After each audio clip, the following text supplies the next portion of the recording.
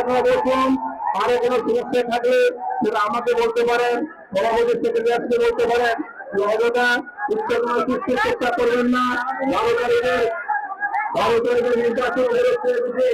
সুতরাং এই নির্বাচন বুঝি বন্ধ করার চেষ্টা করা হলে তার সম্পর্কে যথাযথ ব্যবস্থা গ্রহণ করা হবে।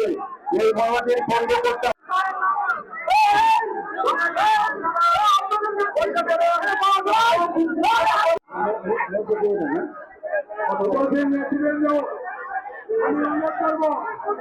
আপনারা সকলে দেখুন বিভিন্ন ধরনের বিএনপির বিরুদ্ধে